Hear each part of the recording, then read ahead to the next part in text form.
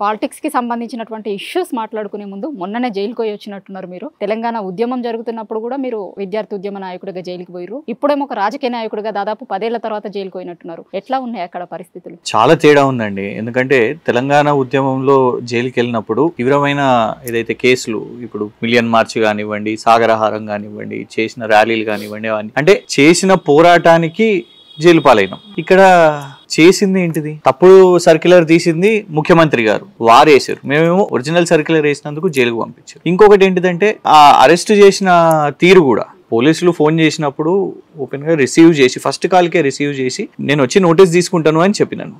And రాజకీయ నాయకులము ఎక్కడ పోయి దాచుకునేది లేదు, ఓపెన్ గానే తిరుగుతుంటున్నాను. గౌరవనీయులు కేసీఆర్ గారి రోడ్ షోలో ఉన్నాను, బస్ యాత్ర నడుస్తున్నది, ఇటు బయలుదేరి వస్తుంటే చాలా కూడా ఇందులో పరిణామాలు ఏంటిదంటే ఎలక్షన్ కమిషన్ కి కేంద్ర బలగాలు ఏదైతే డ్యూటీలో ఉంటాయో వాళ్ళతో ఆపిచ్చారు. సాధారణంగా ఏమని అనుకుంటాం, వాహనం ఆపుతున్నారంటే చెకింగ్ చేస్తారు అనేది, వాళ్ళు ఆపినరు హైవే.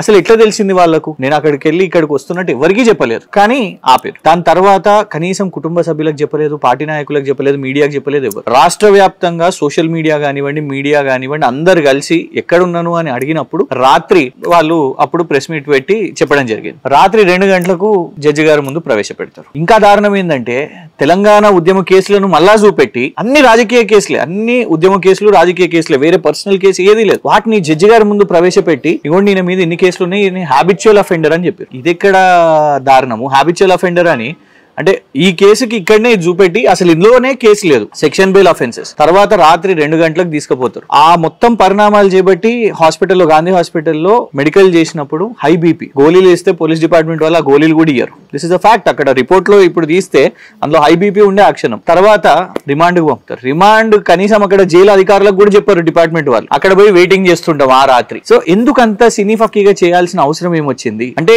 కేసీఆర్ గారు కరెంటు కోతలు ఉన్నాయి, నీటి ఇబ్బందులు ఉన్నాయి అని ప్రశ్నించగానే ఊగిపోయారు. ఆ డిఫెన్స్ లో ఎట్లా దాన్ని డ్యామేజ్ కంట్రోల్ చేయాలన్నా అని కేసు వేసేస్తే సైలెంట్ ఉంటాం కావచ్చు, భయపడతాం కావచ్చు. ఇక జైలు లోపట అంటారా, గతంలో ఎట్లున్నాయంటే ఉద్యమ సమయంలో అధికారులు ఎవరైనా ఏసీబీ రేడ్లలో వచ్చినా అట్లాంటి వాళ్ళతోని వేసేవాళ్ళు. ఇప్పుడు ఏమైపోయిందంటే అక్కడ ఇతరత్ర కేసులు, ఈ ఫోన్ ట్యాపింగ్ కేసులు ఇవన్నీ ఉన్నాయి కాబట్టి మమ్మల్ని మరి ఏమి ట్రామటైజ్ చేయాలనో మరి ఏందో గానీ, అంత రేప్ కేసులలో వచ్చిన వాళ్ళు, ప్రాస్టిట్యూషన్ కేసులు వచ్చిన వాళ్ళు, అట్లాంటి వాళ్ళు ఆ రూమ్ లో ఉండే. అసలు ఎవరు మాట్లాడుకోవద్దు, ఎవరు మనతో మాట్లాడొద్దు, మనం ఎవరితో మాట్లాడొద్దు అని. అంత ఏమి టెర్రరిస్టులం కాదు. ఇంకోటి వచ్చిన బెయిల్, సరే గౌరవ జ్యుడిషియరీని మనం కమెంట్ చేయలేము, కానీ కండిషనల్ బెయిల్ వచ్చింది. వారానికి ఒకసారి సంతకము, లేకుంటే 15 రోజులకు ఒకసారి సంతకం అంటే ఒకటి, కానీ ప్రతిరోజు పోయి సంతకం పెట్టాలి. అయిపోయింది లక్కీలా 30 రోజులు పోయి సంతకం. అయితే మధ్యలో పాపకు సమ్మర్ హాలిడేస్ ఉన్నాయి, కోర్టుని పిటిషన్ పెట్టుకోవడం జరిగింది. రేపు మళ్ళీ స్కూల్ రీఓపెనింగ్ అవుతుంది, ఎక్కడికైనా గుడికి పోయి మొక్కుకుందాము అనేసి కోర్టుని పర్మిషన్ అడిగితే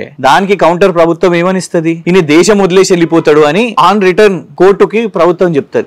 మనం ఏమైనా విజయ్ మాల్యాలమా, నీరవ్ మోదీలమా, ఇదేమన్నా పెద్ద గట్లాంటి కేసా? దానికి దేశం వదిలేసి వెళ్ళిపోతాడు, ఈయనకు ఆ ఎగ్జెంప్షన్ ఇవ్వకండి అని చెప్పి. ఇది తేడా కనబడుతున్నది. చెప్పుకున్నదేమో ప్రజల పాలన, ప్రజాస్వామ్యం అని చెప్పి చెయ్యని తప్పుకు కూడా మీరే ఒక తప్పుడు సర్క్యులర్ రిలీజ్ చేసి మేము ఒరిజినల్ దాన్ని చూపెట్టినందుకు కేసు చేయడం.